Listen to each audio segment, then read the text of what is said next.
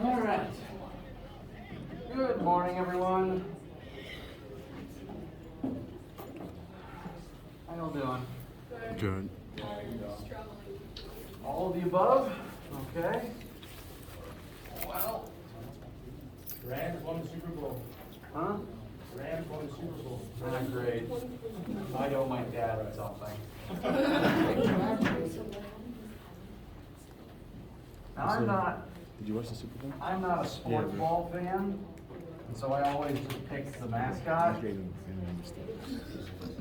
So I don't know if my bet was going to be wrong or not, but I was just trying to have fun with my family, and it seems I have lost.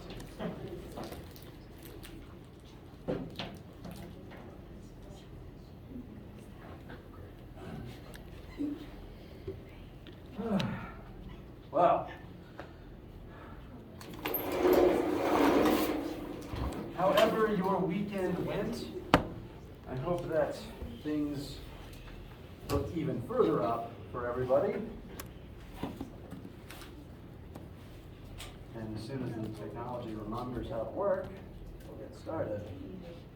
Sorry for the delayed start this morning. Today is Monday, February 14th. Tonight, the Chapter 2 homework and quiz are finally due. You should have been working on those through the last week and over the weekend, and I'll open the floor up to you guys in a minute to check on any homework-related questions you might have. For lecture this week, we're going to be moving on to Chapter 3, which is primarily going to be about collisions, but we are also going to talk about the universal law of gravitation, because that's going to tie into next week. But primarily collisions, and that's what lab this week is going to be about. We do have a in-person lab this week. Just come to your normal lab time as usual. I'm thinking, I'll for this week come to lab as normal. I'm thinking too many steps ahead. I apologize.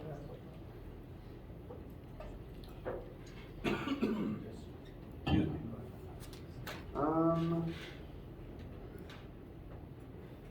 Yes, I should say something about that. So, this week we are covering Chapter 3. Next week we are covering Chapter 4, which is going to be about rotational motion. All the motion so far has been mostly in straight lines, or at least can be thought about in terms of straight lines. So next week we're going to switch that up and start talking about rotational motion, which is still motion, just a different way of thinking about it. And then, let's see, so that's next week. In the 2 weeks after that, so the end of February, start of March, we're going to be moving on to our first test. Test 1 will be on chapters 1 through 4, and as we get closer to it, I will be posting a study guide that has practice questions that you can do, ungraded, just practice, and an answer key so that you can check your work. And the way that the tests will work is the week of the test, which will either be first or second week of March, depending on how things go. You'll report to lab, and you'll report to this room during lab time, and you'll take a test during that time slot. There won't be a lab that week. You'll come and take your test instead. That way you have as much time as you need. You don't have to worry about rushing to and from other classes. I'll make sure everyone has it's Monday, and apparently I'm getting more sleep and more water. As we get closer, I'll make sure everyone has all the details they need as to a full list of the things that will be on the test and the practice questions, and make sure everyone knows how things will work. Check one thing real quick.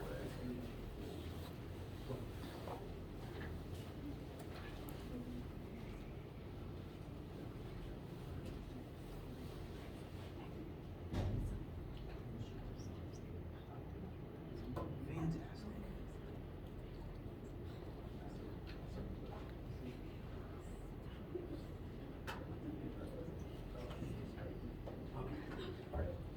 Additional announcement as it relates to the test that I just mentioned. In this particular class, we don't officially have a midterm assignment, technically speaking. We do have 2 tests that are scattered throughout the semester, and then we will have a final exam. I don't necessarily give you a midterm assignment, so midterm grades for the entire school are set to go out March 11th, and that will just be your average in the class up till now. It won't be your grade on any one thing, it will be your entire class average. And really, you'll just get basically a passing or failing just to let you know how you're doing. And we will have, at the very least, everyone will have completed a test by then, is the goal, because we will have it either this week or this week. So your first test will be in, and your grade will be factored into the score you get on your midterm. How does all this information thus far that I've been talking about feel? A couple thumbs up, a couple of nods. Any objections? Any complaints? All right. So, next article of business. There is a homework and a quiz due tonight. How are you guys feeling, and do you have any questions about those assignments? Yes? Could we go over number 2, 9, and 10? Yes. As soon as my not web assignment, as soon as my Achieve remembers how to sign into it,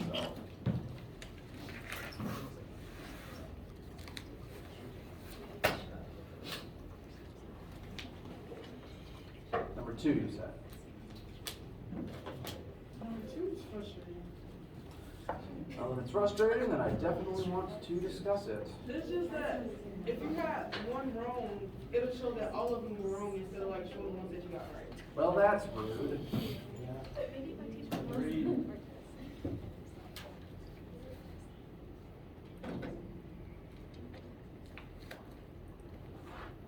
Okay, we're getting there. Sorry, load times. Force and kinematic somewhere.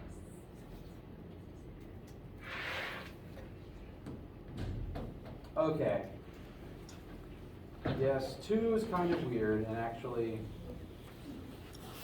we'll talk about each one now, because this has to do with the net force on each object, and that means that you're going, for each of these cases, the goal is to determine, is the object accelerating, and in what direction is it accelerating? Because net force determines net acceleration. So, each of these cases presents a slightly different scenario. I want to talk about these 2 first, because they're very similar and they're both on screen at once right now. So, the 2 mid-air cases, I guess you could call them case 4 and 5 if we're going 1, 2, 3, 4, 5, 6. The 2 mid-air cases, both of these objects are in free fall. They are projectiles. They are undergoing projectile motion. And as soon as the projector remembers how to work, we can tell that based on the parabolic arc that both of them are currently following. Now for all of these, the yellow arrows represent the direction the object is currently moving in. If you were to freeze frame on this moment in time, that's the direction they are currently moving in, the direction of their velocity. That is not the direction of the force currently acting upon them. The yellow arrows are just direction of motion. And both of these cases are basically just the same situation, just looking at it at different points in time. Here the object was just thrown and it's moving up and forwards at the same time. Here the object has had time to get to the peak of its arc. Its y velocity has reduced to 0, and now it's only moving forwards. If you keep moving forward in time, it'll start moving forwards and down at the same time. But those motions aren't the forces. The yellow arrows are just the velocities. Both of these cases, the object is a projectile in free fall. And by definition, that means gravity can be the only force affecting them. So, the net force for both of them must point downwards, because it has to be gravity. For a projectile in free fall, gravity is the only force present. They aren't necessarily moving straight down, but they are accelerating straight down. And this is why their vertical velocities change from upward pointing to downward pointing. It doesn't affect the horizontal velocity, so they're still moving forwards the whole time, but they are accelerating downwards the entire time for both cases. Now I want to look at the 3 ramp problems. We'll start from the top and go down. We're told that this object is just sliding down a frictionless ramp. The lack of friction is important. There's no friction to try to slow this thing down. None. So briefly, I want us to think about what forces are present on this object. When you set anything on a ramp, what do you expect it to start doing? Moving, sliding down the ramp, specifically perpendicular to the ramp. So this dotted blue line represents the motion that one would expect. Now, what forces, if friction doesn't exist, we're discounting friction, what other forces must be present on this thing if it's sitting on a ramp on planet Earth? Gravity. Gravity, that's going to point down. What else? Air resistance? That's a form of friction, so you are correct, but we are going to elect to ignore that for simplicity's sake. Got some upward pointing arrows, I'm assuming indicating normal force. That is correct. Now the thing is, on this ramp, the normal force from the ramp won't actually point upwards. And that's because normal force has to be perpendicular to the surface creating it.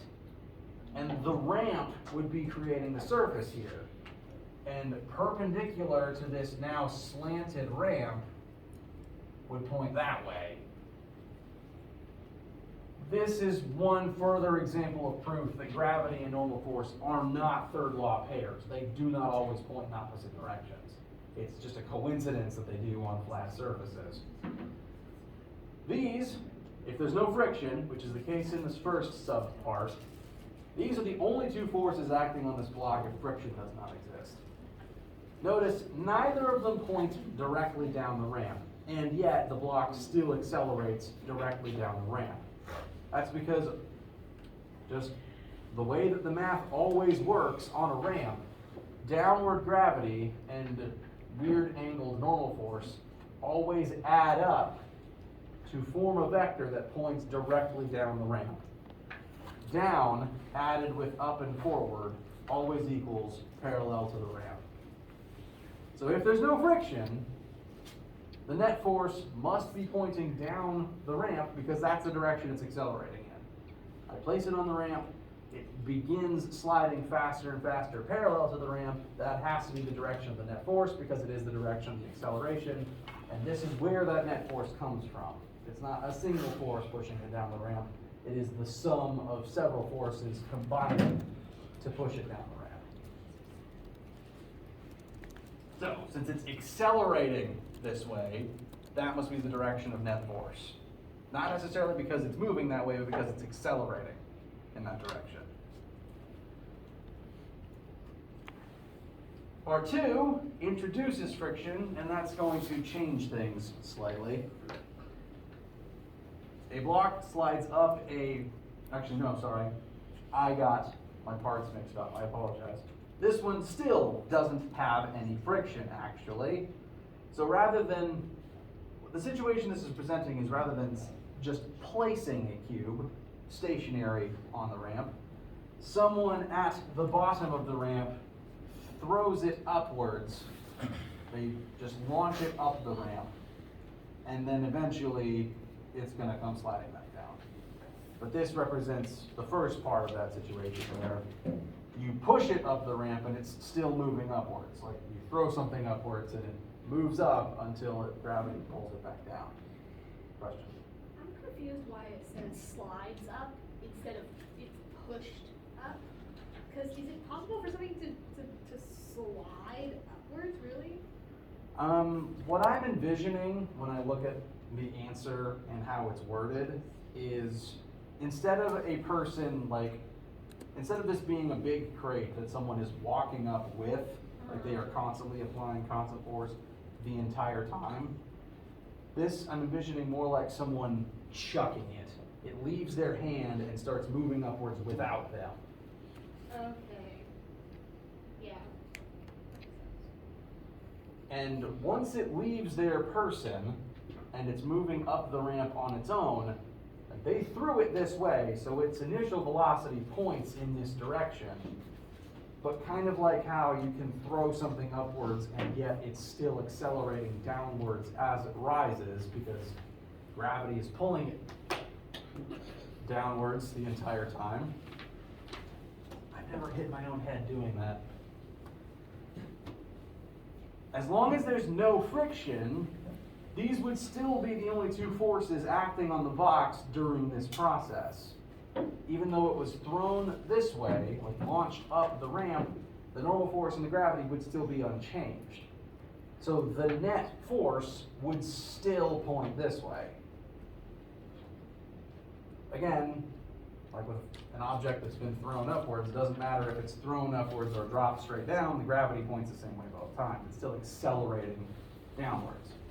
So for both of these cases, since there's no friction, the only direction the net forces from the ramp and gravity add up to is parallel down the ramp. And we know, realistically, if you were to launch something up a ramp, it would eventually slow down and then come back to you. And that's because the net force points down the ramp. Out of all the ones we talked about so far, how do these feel? Okay. Last two. Block slides down an incline, slowing down due to friction. That's the key word right there, or I guess the key phrase. Slowing down due to friction. We know from the description and from this yellow arrow that this object is in the process of sliding down the ramp. Its motion points parallel down the ramp. But we've been told that it is slowing down. Friction is trying to stop it. It is losing velocity. It's moving this way, but it's getting slower. Now, technically speaking, gravity and normal force are still present, and by themselves, they would still add up to a force down the ramp. But friction exists in this case. And given that this thing is slowing down and not just continuing to slide, the implication is that friction not only exists, friction is overpowering everything else here. Friction is taking control and stopping this thing in its tracks. That makes friction the most powerful force here. And friction, by definition, always opposes motion. Whatever direction motion is, friction points in the opposite. If I slide my remote to your right, friction would point to the left to try to slow it down. So here, the object is moving down and to the right. Friction is overpowering that motion to stop it. It would have to point up and to the left to oppose that, the opposite of the motion. And in the last case, a block slides along a flat, frictionless plane. If there's no friction, and since you're on a flat plane, horizontal, where gravity and normal force can add up to zero, assuming this thing's moving at constant velocity, and there's no friction, there is no net force. It's just sliding along, perpetual motion, doesn't give a care in the world. Object in motion will remain in motion until acted upon by an outside force. You don't get this situation in real life, because you can't really get rid of friction in real life.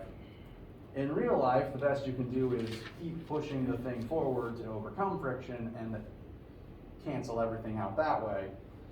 You don't get actual frictionless in real life. But in this specific hypothetical case, no friction, no acceleration, net force is zero.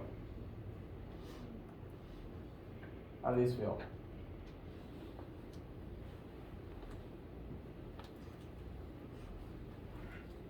Okay, mostly nodding. see.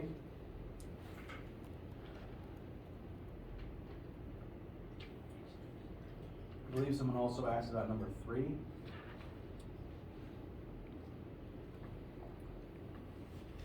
Thought I heard that. 9.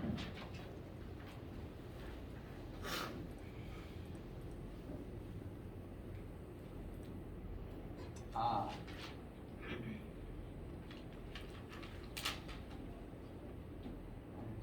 Oops. You have to of course. Okay, I'm glad you asked about 9. This actually ties in with what we're going to be doing this week. And you can do it with the information that's been in the notes so far, but I'm glad you asked about it.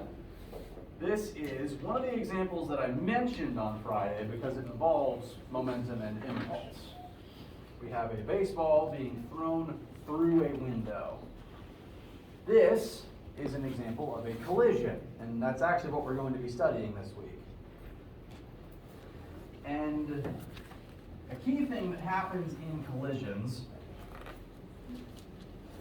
objects collide, and individual objects will probably change their velocities within that collision. In this specific case, we're given data about the change in velocity of the baseball itself as it collides with and breaks through the window. It slows down breaking through the glass because the act of breaking the glass imparts some of the ball's momentum and some of the ball's energy into the glass itself to make the glass move with the ball. And that's why the ball slows down. That's why everything slows down as soon as it crashes through something else. So, we know we have the mass of the baseball, we have the ball's initial velocity, and we have the ball's final velocity. It keeps moving in the same direction, but it does slow down. Because it slows down, its momentum is going to change. And if its momentum changes, that is the definition of impulse. Impulse is just the word for change in momentum. So I'm going to put this in the trash can. That was wishful thinking. Momentum on its own is mass times velocity. Impulse is change in momentum, which we can describe as mass times change in velocity. Bless you. So, we know the mass, we know its initial velocity, we know its final velocity, we can calculate the change. We can figure out the magnitude of the impulse. We can figure out how much momentum the ball loses in this situation. But the first question we were asked is, what is the direction of the impulse that the glass imparts to the baseball? This is asking I don't need to refer to that. It wants to know not the magnitude of the impulse, but the direction of the impulse.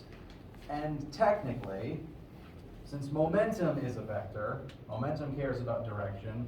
The ball's original velocity points this way, so it has momentum that points this way. Since impulse is change in momentum, impulse also is a vector, technically speaking. So for an example, show a picture here.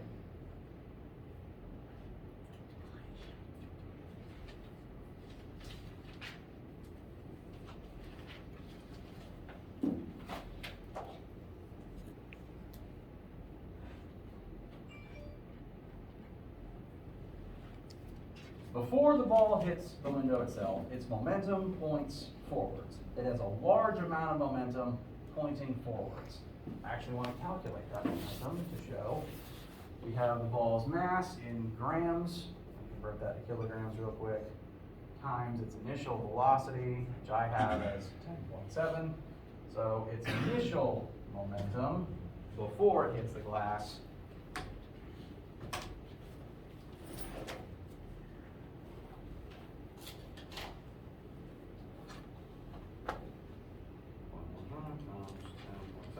using my sample numbers, yours will differ,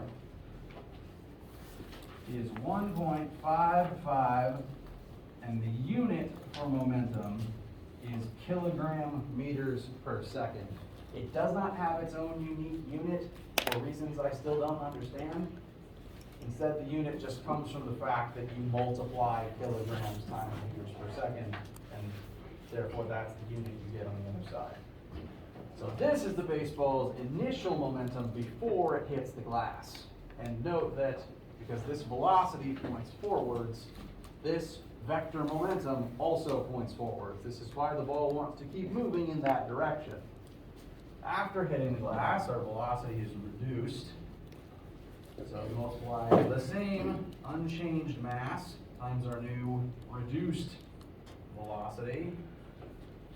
And that will give us a slightly smaller momentum because the ball lost some into individual glass shards.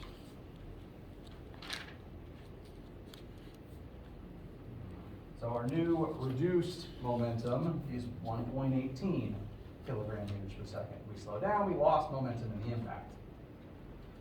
Note, since we lost momentum, our momentum went down. That means that the impulse points in the opposite direction. The force from the glass points this way. We lost momentum because the ball was accelerated this way in the impact. So physicists like to say that the direction of the impulse was this way.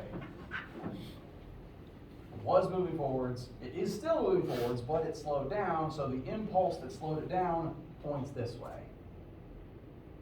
How does that sound? Mathematically, we can determine this mathematically because positive numbers in our usual coordinate system, positive numbers point forwards. So if we actually calculate the impulse, J is change in momentum. We've already found our momentums, and change is always final minus initial. Our final, using my sample numbers, is 1.18. Our initial was 1.55. Note that we moved to a smaller number, so the answer we're going to get is negative. Let's see if I can do this in my head. 3.37, I think. Is that right?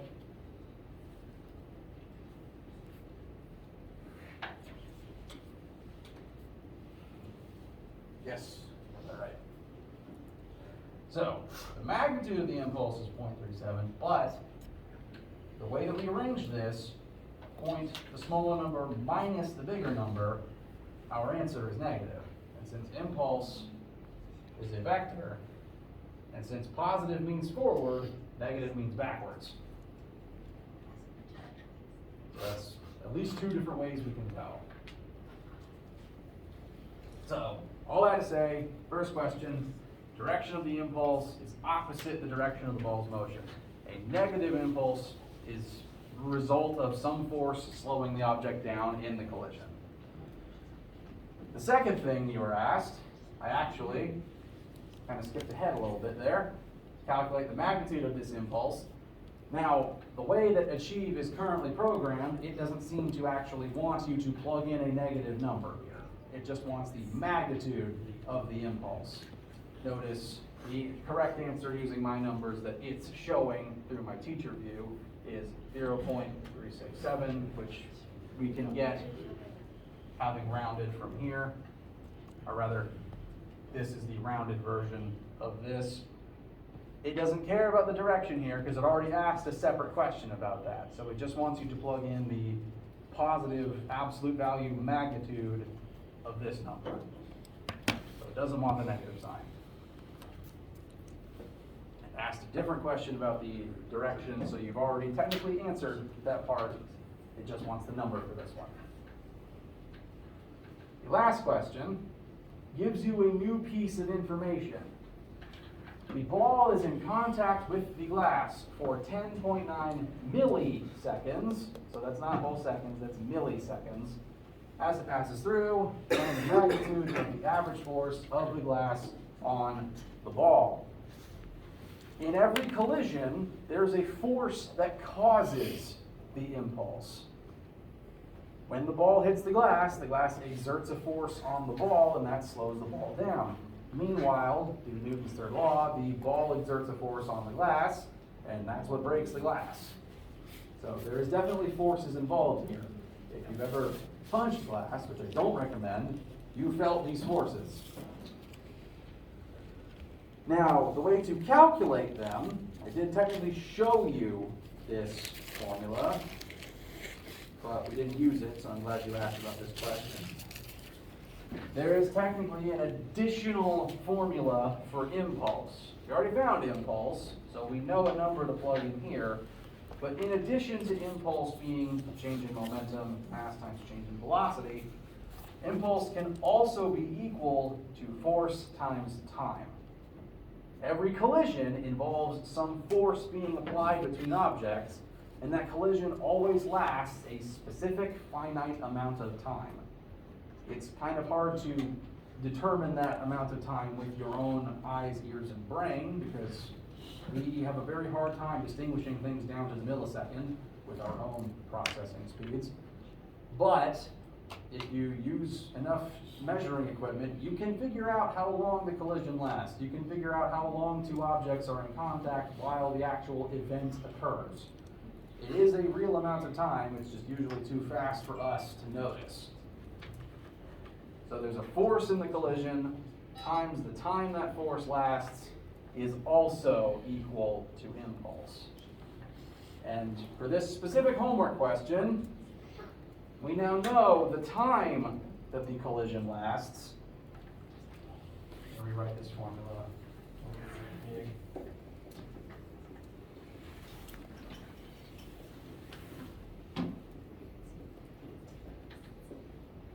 We know the impulse itself. We found that from mass times change in velocity. We now know the time the collision lasts, means we can find the force involved. Do note, you already found impulse, that's good, so you can plug that number straight in. You know time, but you have to convert it from milliseconds into seconds first. And milliseconds are smaller than seconds, so the number is going to be really, really small. Just as a quick sample, 10.9 milliseconds should convert to 0.0109 seconds. Very small amount of time, which makes sense. It's a ball breaking through glass. It happens pretty quickly. They're only in contact for a tenth of a second, apparently.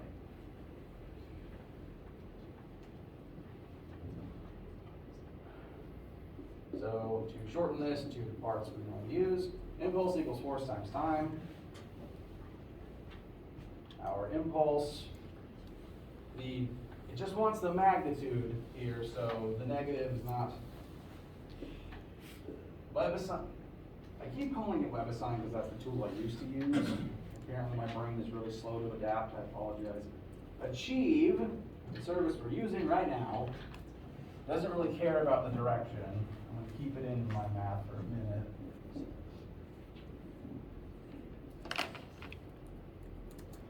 Our impulse is technically negative. I'm recording it as 0.37 equals F times our time. I've gone ahead and converted that from milliseconds into seconds. And so, the force that one would get from this, I think it'd be about 30 newtons.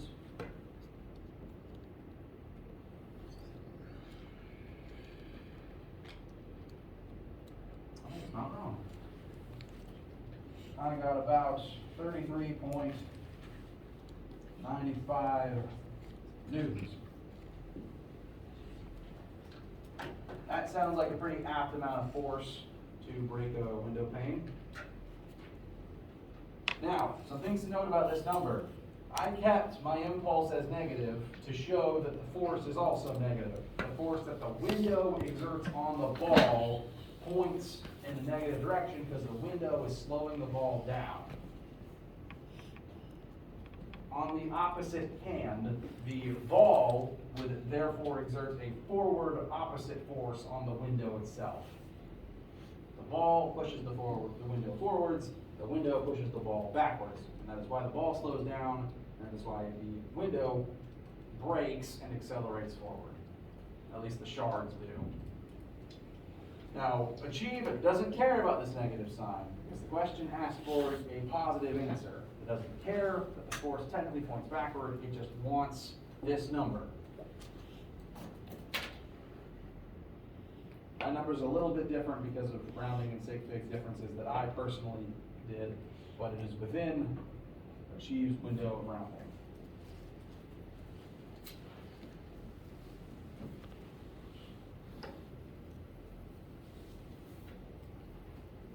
How does this one feel? Seeing nodding and some smirks, so I'm hoping that's all good news. Any complaints or issues on this question? Any part of this question? Excuse me. This is the negatives, like knowing when or not is supposed to be the answer. Good question. In your work, if there's a negative, you should keep it on your work. If there is a negative in your work, then you should put that negative into Achieve unless it specifies otherwise.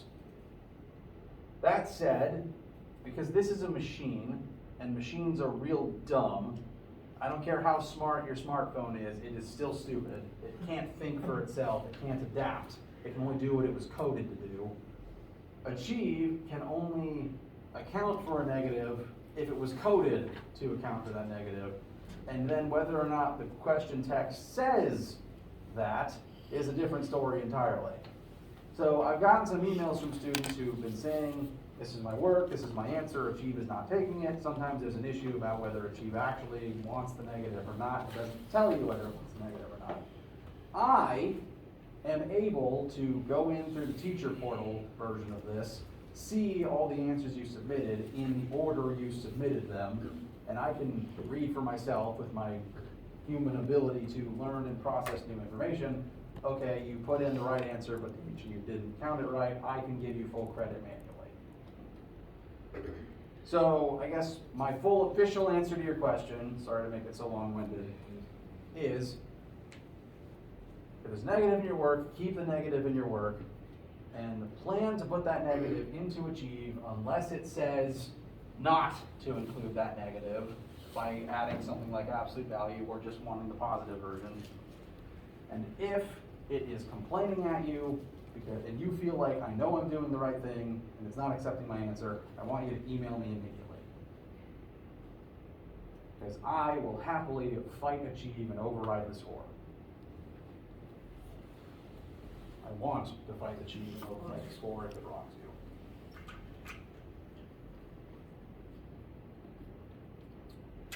Any other homework related questions? Yes?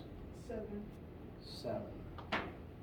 Before we move on to 7, I want to go ahead and say that this problem is a very good thing to keep in mind for the type of work we're going to be doing in lab this week and in class this week.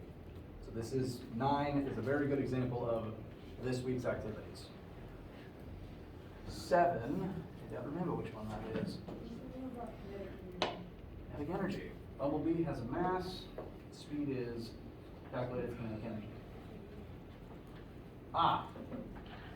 So, formula for kinetic energy, we have KE is 1/2 times mass times velocity squared.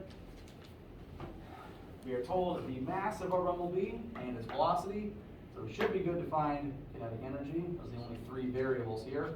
The one main thing to note is you are given mass in grams. Bumblebees are very small, they don't actually have that much mass. I'm surprised it's less than a gram though, because I was always told grasshoppers have about 1 gram of mass, but that's something for, I'm forgetting the technical term for bug scientists, but that's not important. You have to convert it to kilograms first, and it's going to be a very, very tiny number of kilograms, but it has to be kilograms before you put it into this. Is that the only part of this question, or is there more? Okay. So convert grams into kilograms first, mass there, velocity there. Oh, and make sure you're squaring your velocity. I found occasionally that some students have written down the formula, started plugging in their variables, and then from one line to the next, maybe someone excluded a square somewhere. I've seen it a couple of times. Frankly, I've done it a few times. It's easy to just miss things as you're copying down your own work. Make sure masses in kilograms, make sure you keep it square. Questions, thoughts, opinions, needs, IQ, anything?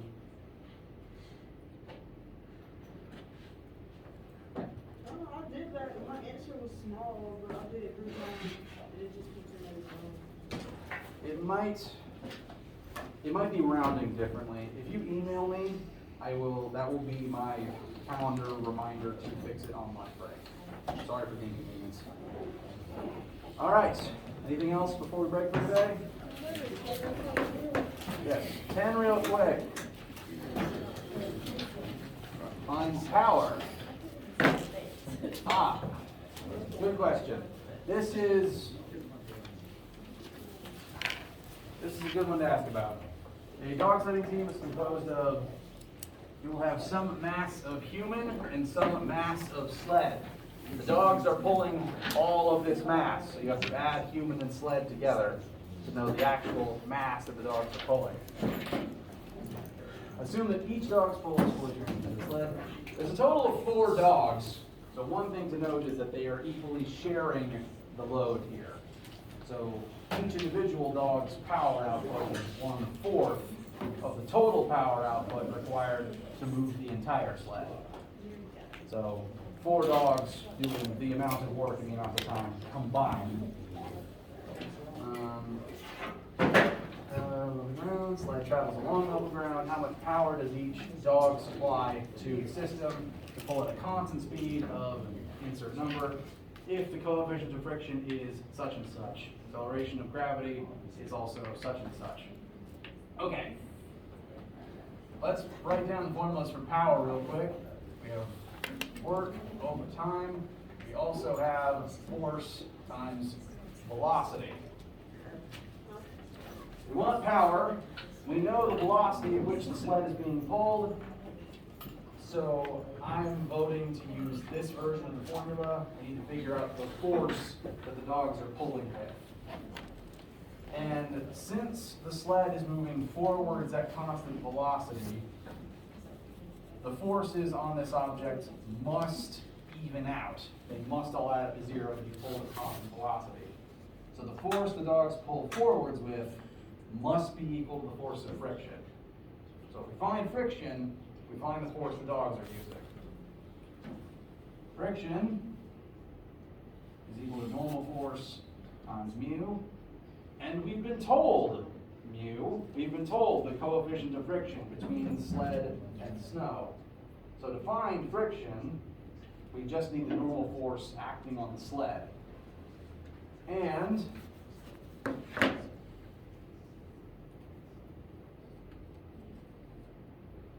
the normal force on the sled, since this is flat ground, must be equal and opposite to the weight of the sled and the musher combined. So, this is kind of a chain operation.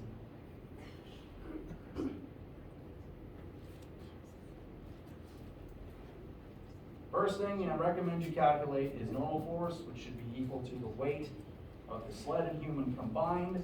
So the total mass of sled and human added up times 9.8 will be equal to normal force in this situation, since it's on flat ground. That normal force can be used to find the force of friction. Force of friction is equal to the force the dogs apply. You can plug that in, multiply it by the velocity to find the total power required. One thing to note though, at some point in this chain of events, you need to divide the answer by 4, since there's 4 dogs evenly sharing the load.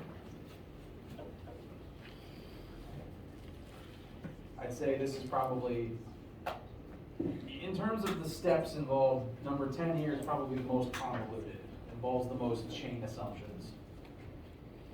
Question? What's M in the force friction formula again?